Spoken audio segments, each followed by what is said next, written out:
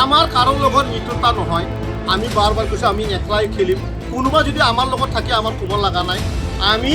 15টা চিটে খেলিম। এই কথা আমাৰ সভাপতি ডাঙৰীয়াও কৈছে, ময়ো কৈছোঁ। আমি এইবাৰ 15টা চিট খেলিম। ৰাইজে কেনেকৈ বিশ্বাস কৰিব নহয়, ৰাইজক লুকাব লগা আমাৰ একো নাই।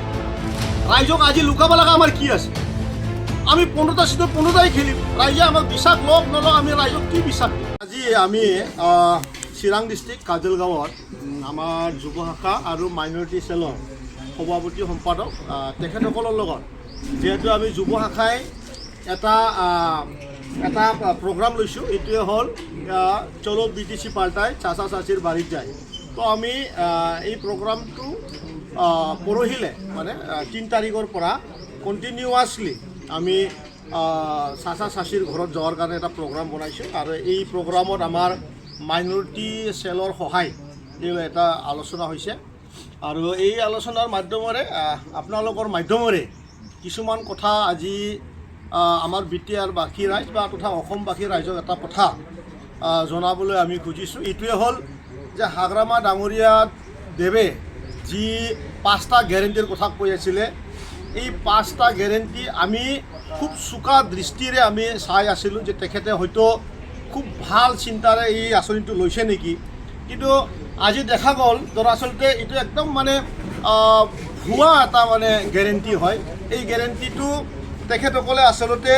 শ্ৰীৰামপুৰৰ চিণ্ডিকেটৰ কাৰণে গেৰেণ্টি বুলি কৈছিল, জুৱা পাতাৰ কাৰণে গেৰেণ্টি বুলি কৈছিল। 5টা গেৰেণ্টিৰ ভিতৰত মেলা পাতাও আছে।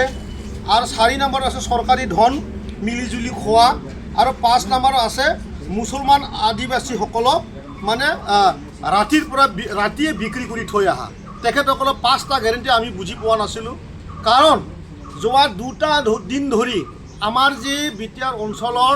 যি আমাৰ চেংৰাসকল আছে, যি ইউথ আছে,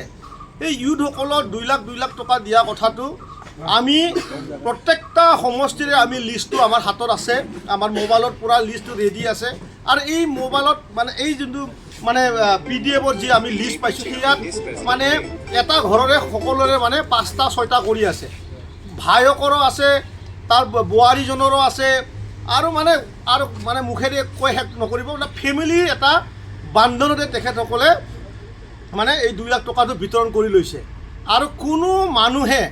মানে 90% মানুহে 40 বছৰৰ ওপৰত তেখেতসকলৰ বয়স। তো ইয়াৰ দ্বাৰা এটা কথাটো স্পষ্ট হৈ গ'ল যে হাগ্ৰামা মহিলাৰী ডাঙৰীয়াই এই স্কিমটোত কমপ্লিটলি নিজৰ প্ৰাইমাৰীৰ সভাপতি সম্পাদক আৰু VCDC চেয়াৰমেনসকলৰ কাৰণে এই যোনটো টকা দিয়া যোনটো ব্যৱস্থা, এইটো ইউথক যোনটো ইউথ বুলি ক'লে আমি ফিউচাৰ বুলি আমি ভাবি লওঁ, এইটো কমপ্লিটলি তেখেতে আঘাত সানিছে ইউথৰ নামত। তেখেতে ৰাজনীতিক এটা চক্ৰৰে নিজৰ দলটো সাংগঠনিক বিটা কৰাৰ কাৰণে চেষ্টা কৰিছে। আৰু আমাৰ বাইদেউসকলক তেখেতসকলে ছেল্ফ হেল্পৰ নামত অপমান কৰিছে। মই কৈ আছোঁ যে আমি আমাৰ সময়ত মাইনাও চোৰাং বুলি আমি 75,000 টকাৰ এটা আঁচনি বনাইছিলোঁ। প্ৰথম ইনষ্টলমেণ্ট আমাৰ 25,000 আছিলে। 25,000টো যেতিয়া ভালকৈ ইউটিলাইজ কৰিব, যেতিয়া কাম কৰি দেখুৱাব, তেতিয়া আমাৰ SRLM-ৰ আমাৰ যি মানে মেনেজাৰসকল আছে, ব্লকৰ যি BDO-সকল আছে, তেখেতসকলে যেতিয়া ছেটিছফেক্টৰী চাৰ্টিফিকেট দিব, এইখিনি পইচা ইউটিলাইজেশ্যনো চাৰ্টিফিকেট দিব, তেতিয়া আৰু 50,000 টকা দিয়া আমাৰ আঁচনি আছিলে। আমি বহুখিনি বাইদেউ 50,000 টকা দিবলৈ সক্ষম হৈছোঁ। কিন্তু 15,000 টকা দি পেলাই য'ত নেকি ছেল্ফ হেল্পৰ এটা গ্ৰুপত 20টাৰ পৰা 25টালৈ, ক'ৰবাতো আৰু বেছি আছে। ছেল্ফ হেল্পৰ অৰ্থটো 10জন নহয়, ছেল্ফ হেল্পৰ অৰ্থটো 25ৰ পৰা 30জনলৈ ছেল্ফ হেল্প গ্ৰুপত মানে বন্ধনত বাইদেউসকল থাকে। এতিয়া দেখা পাইছোঁ 15,000। মই বাৰ সুধিছোঁ এই 15,000 কিহৰ কাৰণে দিছে? কোনো ট্ৰেক নাই, কোনো ৰাস্তা বনাই দিয়া নাই, কি কৰিব লাগিব তাৰ ইণ্ডিকেশ্যন নাই। জাষ্ট মানে নিৰ্বাচনত মানে নিৰ্বাচনটো নকওঁ মই এতিয়া, যে সেই দেৱল বা মানে শিৱযাত্ৰী পূজা এই ধৰণৰ যিবিলাক ফেষ্টিভেল আছে, সেই ফেষ্টিভেলত তেখেতসকলক মদ জুৱা ভাং মানে খাই পেলাই যাতে নষ্ট হওক, ধ্বংস হওক, তাৰ কাৰণে তেখেতসকলে এই মানে আঁচনিটো দিছে। মই ধিক্কাৰ দিছোঁ যে এনেকুৱা ধৰণৰ প্ৰবঞ্চনা আৰু নাটক বাছ টাইপৰ এই বৃহৎ 35 লাখ জনগণক যাতে আপুনি সেৱা নকৰে। যি হৈ গ'ল, ফাৰ্ডাৰ যি আপুনি বাজেট থাকিব, সেই বাজেটৰ যাতে কি কৰিব লাগিব ইয়াৰ যাতে স্পষ্টবাদীটো আপুনি দিয়ে। তৃতীয়তে হ'ল যে আমাৰ মুছলমান ভাইসকলক যি মুছলমান ভাইসকলে 90% মানুহৰ ভোট দি পেলাই হাগ্ৰামা মহিলাৰী আজি নিজকে BPF বুলি ক'ব পাৰে যি বড়োৰ লিডাৰ BPF কৰি আছে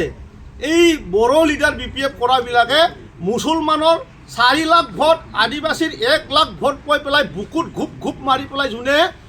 BPF বুলি কয় তেখেতসকলক কৈছোঁ মই অনুৰোধ কৰিছোঁ মই অনুৰোধহে কৰিছোঁ যে আপোনালোকে যে মুছলমানৰ 90% অৰ্থাৎ 4 লাখ মানুহৰ মুছলমানৰ মাটিৰ পাট্টা দিম বুলি আপোনালোকে মানে ভোট লৈছিলে এতিয়া মুছলমানক জাষ্ট আমাক এইখিনিয়ে কৈ দিয়ক জাষ্ট মানে মুছলমানক কিমানজনক আজিলৈ মাটিৰ পাট্টা দিছে জাষ্ট এইখিনিয়ে আমি কথা সুধিছোঁ 5টা 10টা 1000টা 10,000টা আপুনি মঞ্চত উঠি মাটিৰ পাট্টা ডেমৰ দি পেলাই যে আমি মাটিৰ পাট্টা দিলোঁ মাটিৰ পাট্টা দি ছ'চিয়েল মিডিয়াত হাল্লা জুল্লা চিঞৰ বাখৰ কৰি থাকিলে নহ'ব কেইটা দিলে জাষ্ট ইটোৱে সুধিছোঁ আপোনালোকৰ বহুখিনি মানে মাধ্যম আছে আপোনাৰ কাবাৰ দ্বাৰা আমাক স্পষ্ট কৰি দিয়ক তথ্য ভিত্তিত আদিবাসী আৰু মানে মুছলমানক কিমান মাটি দিছে 90% ভোট মুছলমানত লৈছে সেইটো সকলো অসমবাসী ৰাইজে জানে BTC নিৰ্বাচনত UPPৰ এই অৱস্থা হোৱাটো হ'ল যে আমি BJPৰ লগত থাকিলোঁ BJPৰ লগত থাকি আমি নিৰ্বাচন খেলিলোঁ সেই কথাটো মুছলমানবাসী ৰাইজে মনত সোমাই ল'লে যাৰ কাৰণে মুছলমানবিলাকে BJPৰ ভয়ত আমাকো মানে ভোট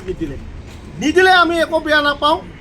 আমাৰ আৰু একো মানে হেৰাবলগীয়া নাই আমি বোলো 0 বুলি কৈছে হাগ্ৰামা ডাঙৰীয়া মানিছোঁ 0ৰ পৰাতো আৰু 0 নহয় 0ৰ পৰা হিৰোৱে হয় 0ৰ পৰা আৰু লগাবলৈ যিমানে 0 লগাব 0য়ে হ'ব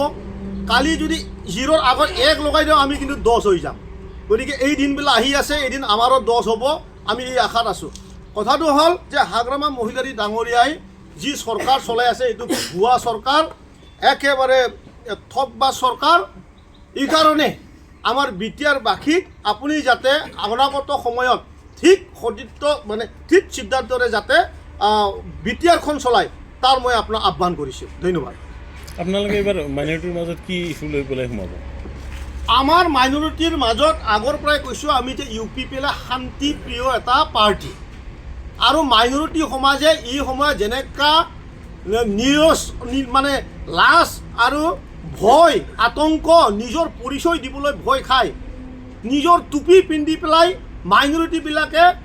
বাজাৰে ঘাটে ৰাস্তাই যাবলৈ ভয় খায় আৰু মই এইকেইদিন এটা কথা এটা মানে অনুভৱ কৰি আছোঁ মই আজি মাইনৰিটি টুপি পিন্ধি পেলাই কথা ক'ব পৰা শক্তিটো মোৰ হ'ল কিন্তু মই এই ৰমজান মাহত আজি ৰমজান শেষ হ'বলৈ হ'ল হাগ্ৰামা ডাঙৰীয়াক আজিকালি মই টুপি লোৱা দেখা পোৱা নাই হাগ্ৰামা ডাঙৰীয়া কিহৰ ভয় আপোনালোকৰ ছ'চিয়েল মিডিয়াত এটা মই প্ৰশ্ন সুধিছোঁ বা ৰাইজক সুধিছোঁ যে হাগ্ৰামাৰ এইখিনি কিবা ভয় হৈছে নেকি টুপি লগাবলৈ এই ভয়টো কি হ'ল ৰাইজেতো সম্ভৱ সেই ভয়টো জানে চাগে যে টুপি পিন্ধিলে কি হয় টুপি নিপিন্ধিলে কি হয় ৰাজনীতিক যোনে খবৰ লয় তেখেতসকলে গম পায় মই যদি আজি যুৱ শাখাৰ সভাপতিয়ে সন্মানকাৰে ভয় নকৰাকৈ যদি মই টুপি পিন্ধিব পাৰিছোঁ হাগ্ৰামা কিন্তু ৰমজান মাহ গুচি যাবলৈ হ'ল BTC নিৰ্বাচনৰ পিছত এদিনো কিন্তু টুপি পিন্ধা মই দেখা নাই গতিকে কিবা ৰহস্য আছে নেকি ধন্যবাদ আৰু এটা কথা ওলাইছে যে BJPৰ সৈতে BPF আছে যাৰ কাৰণে এইবাৰ মাইনৰিটি মানুহে ভোট নিদিব এনেকুৱা কথা চৰ্চা চলিছে মাইনৰিটি মানুহৰ ভোট মই বাৰ বাৰ কৈছোঁ যে মাইনৰিটি মানুহৰ ভোট যোনে শান্তি ভাল পায় আৰু সকলো সমাজকে লৈ একত্ৰতা দি জীৱন জীয়াই যাপাত যোনগিলা মাইনৰিটিহে ভাল পায় মুছলমানে ভাল পায় এই সব মানুহ আমাৰ UPPলৰ লগত আগৰ পৰা যোনে শান্তি ভাল পায় আৰু সকলো সমাজকে লৈ একত্ৰতা দি জীৱন জীয়াই যাপাত যোনগিলা মাইনৰিটিহে ভাল পায় মুছলমানে ভাল পায় এই সব মানুহ আমাৰ UPPলৰ লগত আগৰ পৰাও আছে এতিয়াও আছে কালিলৈ থাকিব UPPL থকালৈ তেখেতসকলে নেতৃত্ব দিব মই এতিয়া আপোনালোকৰ মাধ্যমেৰে এইটো কথাটো কওঁ যে এই নিৰ্বাচনত যোনটো নিৰ্বাচন আমি এতিয়া 26ত আমি খেলিবলৈ গৈ আছোঁ অসমৰ 21টা মানে সিটত ইয়াত মই মাইনৰিটি সমাজৰ মৰম বিচাৰিম কাৰণ আমি UPPL দলেই আপোনালোকক মৰম দিব পাৰোঁ আমি UPPL দলে আপোনালোকক সঁচা কথা ক'ব পাৰোঁ আমি UPPL দলে যোৱা BTC নিৰ্বাচনত 12টা সিট জিকাৰ পিছত আমি যদি বিজেপিৰ মিত্ৰতা হ'ব লগা হৈছিল একমাত্ৰ কাৰণ আমাৰ মানে চৰকাৰ কৰিবলৈ আমাক আৰু 9জন মানুহ 9জন MCLA লাগে যাৰ কাৰণে আমি বিজেপি হ'ব লগা হৈছিল কিন্তু হাগ্ৰামা মহিলাৰী ডাঙৰীয়া দেৱে 28টা পাৱাৰ পিছত কোনো ভয় কৰিব নালাগে কোনোৱে তেখেতৰ চৰকাৰ গিৰাব নোৱাৰে তৎসত্ত্বেও ৰাতিৰ ভিতৰতে বিজেপি হৈছে তাতহে বহুত ডাঙৰ ৰহস্য আছে আৰু মাইনৰিটিসকলে এই কথাটোতহে ৰাতি শোৱাৰ আগে আগে ভালকৈ চকু মুজি আপোনালোকেহে যোনে যোনে বুজি পায় শাৰী লুঙিৰ কাৰণে যাতে আপোনালোকে নিজস্বটো বিক্ৰী কৰি পেলাই আৰু চিন্তা নকৰে নিজৰ জীৱনটো যুগ যুগ আমি সন্মানকাৰে জীয়াই থকাৰ কাৰণে যাতে আপোনালোকে চিন্তা কৰে UPPL দল বিজেপিৰ সৈতে থাকিবনে আৰু আমাৰ কাৰো লগত মিত্ৰতা নহয় আমি বাৰ কৈছোঁ আমি একলাই খেলিম কোনোবা যদি আমাৰ লগত থাকে আমাৰ ক'ব লগা নাই আমি 15টা সিটে খেলিম এই কথা আমাৰ সভাপতি ডাঙৰীয়াও কৈছে ময়ো কৈছোঁ আমি এইবাৰ 15টা সিট খেলিম ৰাইজে কেনেকৈ বিশ্বাসত ল'ব যিহেতু এতিয়ালৈকে আপোনালোকে বিজেপিক এৰা নাই বিজেপিৰ লগতে আছে ৰাইজে কেনেকৈ বিশ্বাস কৰিব নহয় ৰাইজক লুকাব লগা আমাৰ একো নাই ৰাইজক আজি লুকাব লগা আমাৰ কি আছে আমি 15টা সিটত 15টাই খেলিম ৰাইজে আমাক বিশ্বাস লওক নলওক আমি ৰাইজক কি বিশ্বাস দিম বিজেপিৰ লগ কিন্তু আপোনালোকে এৰা নাই এতিয়ালৈকে বিজেপিৰ লগত যেতিয়ালৈ মানে MCC নালাগে তেতিয়ালৈতো আপুনি বিজেপি এৰিব নোৱাৰে আমাৰ MLA তাতে MLA হৈ থাকিব আজি 4-5 দিনৰ এৰিয়াতে কি আছে কোনো প্ৰক্ৰিয়া নাই চৰকাৰ থাপ হৈ গৈছে কোনো কাম কাজ নাই এৰা নৰা একে কথা ৰাজ্যসভা সাংসদ এইবাৰ UPPLে ল'ব সেইকাৰণে ল'ব যে আমাৰ অসম বিধানসভাত 7টা MLA আছে আজিৰ দিনত আৰু BTC নিৰ্মাণ কৰাই হওক BTR নিৰ্মাণ কৰা কথাই হওক আমি আমাৰ যি 5,000 মানুহ যে মৃত্যু হৈছিল বড়োৱে হওক আদিবাসী হওক ৰাভা হওক মুছলিম হওক তেখেতসকলৰ তেজৰ বিনিময়ত পোৱা BTR BTC ইয়াক ৰূপায়ণ কৰাৰ কাৰণে UPPLৰ প্ৰথম দাবীয়ে থাকে সদায় ৰাজ্যসভাৰ সাংসদ যাৰ কাৰণে আমি 7টা MLA আমাৰ হাতত আছে আমি যদি অহাকালি বিজেপিৰ কোনোবা প্ৰাৰ্থীটোক আমি যদি ৰাজ্যসভাৰ সাংসদ পঠাব লাগে আমাৰ স্পষ্ট ডিমাণ্ড আছিল যে আমাকো এজন ৰাজ্যসভাৰ সাংসদ দিব লাগিব আৰু আজি আমাৰ 3 নম্বৰ যি আমাৰ মানে প্ৰাৰ্থী হ'ব এই 3 নম্বৰ প্ৰাৰ্থীৰ কাৰণে কোনোবা অকল বিজেপিৰ ভোট লৈ পেলাই আমি ৰাজ্যসভাৰ সাংসদ হ'ব নোৱাৰোঁ ইয়াৰ নিশ্চয় আজমল ডাঙৰীয়াই বিশেষ কৰি আমাক ভোট দিব লাগিব গৌৰৱ গগৈ ডাঙৰীয়াই আমাক ভোট দিব লাগিব আৰু তেখেতসকলৰ ভোটৰ দ্বাৰাহে আমি যদিহে আমি জিকি যাওঁ তেতিয়াহে আমি ৰাজ্যসভাৰ সাংসদ হ'ব পাৰিম কিন্তু UPPLে এইটো বিচাৰিছে সেইটো নাভাবিব কিন্তু NDA আমাক মানে ৰাজ্যসভাৰ সাংসদ পঠাইছে ইটো গৌৰৱ গগৈ ডাঙৰীয়াৰো বহুতখিনি অৰিহণা থাকিব আজমল ডাঙৰীয়াও বহুত মানে মৰম বা অৰিহণা থাকিব এইকাৰণে থাকিব যে তেখেতসকলে